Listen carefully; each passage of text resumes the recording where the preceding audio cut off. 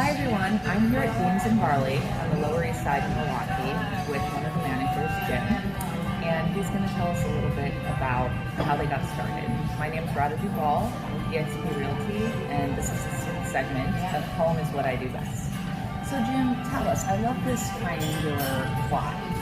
From a realtor standpoint, I can make some assumptions as to why you chose this location, but why don't you tell us, and how long have you been here? Oh, okay. Well, I've been here for 20 years. I started as a dishwasher, as then a manager of the kitchen, and then in 2012, some of the people who started the business were starting to retire.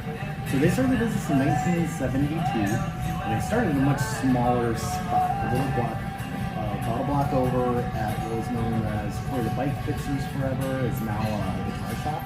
So they started in just a really tiny little spot, and moved to this location, once they outgrew that one. They got here, and on this spot there was a same triangular shape, but it was a wood structure, like sort of looked like a Cracker Barrel from the outside with like a wooden front porch, and that was called Frenchie's. And then later it was a different restaurant, and then later had Beans and Barley, a record store and a liquor store, and a couple different things. And as the business grew, they built into the rest of the spots and to eventually occupy the whole footprint.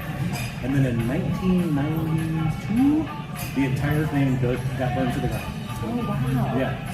Yeah. So the owners then decided to double down because the location was really good. They had really become part of the community intensely, and rebuilt this building and finished it in 1994. So they really knew when they got into the food cheese building and started to grow the business that this was like a hub of traffic, a hub of community, that there were lots of different people going all around the east side especially. There were lots of different demographics. There were certainly like students, there were professionals nearby, and then just a regular east side place. So that played into it immediately. So you do have a wide range, you said demographic. I mean, you offer so many different things in terms of food, household products. Tell us about your wine selection for those of us who like to know. Well, there's a lady here named Beth Bachman, and she curates all the wine. And any Friday or Saturday that you're here, you can certainly talk to her. She tries her best to get, not a ton of local wine, but she certainly tries to get a lot of organic wine. She tries to really cover the palate. Of course, she wants to nail what you need for your culinary selections. But she really looks for really cool stuff that's off the beaten path, like odd wineries, co-ops, women-owned, even LGBT. So just kind of like stuff you can't find everywhere. Right. What is the best time to come in here for busy professionals like myself? For me, I think right when you're here is a good time. Like if you can get your lunch early, do that. Because especially with COVID and things being different now, the lunch rush tends to eat back. So now it's kind of more about 11:45 to 11:30. Is busy. Is busier. So getting in here a little bit earlier, and if you get here early enough, you can have some breakfast.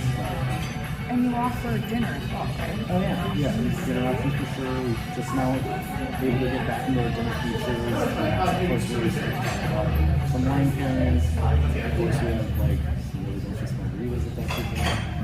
So this is a spot that I'm definitely going to try with my family.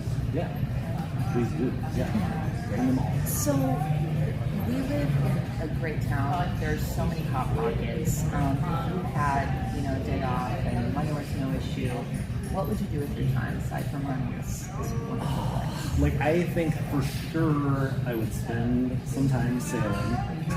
At the Milwaukee Sailing Center is a good resource and not bad. So I think I'd do some sailing. I think I would try to grab something from maybe Bayview and Eastside and just spend some time on the lake. That's what I would like to do. Are you from Milwaukee originally? Well, just one. Just okay. So you are in Wisconsin? Yeah, pretty much.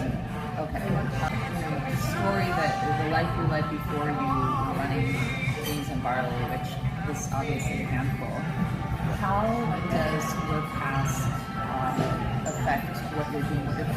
us here at Beans and Barley? What's your goal? What imprint do you want to leave on the city? Yeah, so like when I started here, I was in a bunch of bands and I was in school at UWM, which I graduated from. I continued on playing music. It's a great school. Yeah, it's a great school. So during that time working here, I met tons of artists, musicians, just people who thought that it was regular people. The biggest thing, the takeaway of that, and with the music stuff, and with going to UWM and staying in the city, was just community building. Realizing that, like, if you get in there and you really focus on local and focus on the community, that like you can grow it, you can grow plants or sow seeds of like commonality. And this place in particular has brought together just a huge different group of people, all working in one day, which like sometimes is about the food and sometimes is about the stuff. But really it turned into like just tons of like really long friendships and partnerships and community. You do a lot of local sourcing, and you offer so much, so that's a lot of work in and of itself. Obviously, we've done well competing with local stores and chains like Whole Foods and big corporations. What's your advice for seeing through it for people who would like to have ideas on opening a business, which involve economy, politics, all these outside factors? What's your advice for them? Well, I would follow the advice that I was given by my people who owned the business before me and what they did. And that was obviously we're totally blessed with this real estate location. So obviously spend time thinking about where you want to be, what you want your space to look like, and what community you want to be in, and what you can offer. And listen to the community. Kind of like you may have really wonderful ideas, and that is certainly the fire points where you gotta start. You gotta like be able to have your ears open too, and your eyes open to see like what people want. I think we're also lucky that landlords were the people who started this business, so I think if you can find a landlord that's going to be really helpful, particularly with right now with how COVID has affected everything. Right now, I think it's a really hard time to get started, at least certainly like a Realtor or restaurant circumstance. Like it's going to be a hard start. However, it does seem like people are really excited to hopefully be getting back to normal soon. So I think we're kind of really chopping at the bit to get the business and get like a Definitely. So to me, it's just kind of like focus on what you do, keep your eyes and ears open, and just go a little bit at a time. It's easy to like kind of get really excited and throw it all, but you need to kind of be able to jog the race, like stretch necessarily. Yeah, be a positive listener.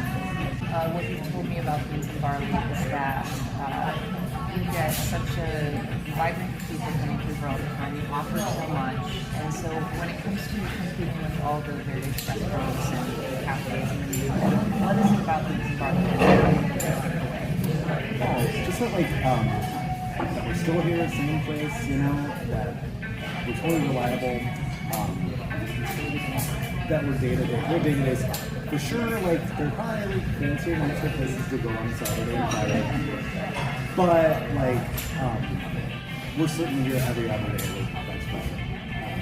And we're also pretty nice for those things too. And it's The dining room's really gorgeous. I was going to say, it's a beautiful ambiance, and then if you want wine bar ambiance, we have that as well. Well, thank you so much for your time, and we'll be seeing you very soon. Thank you. Take care, everyone.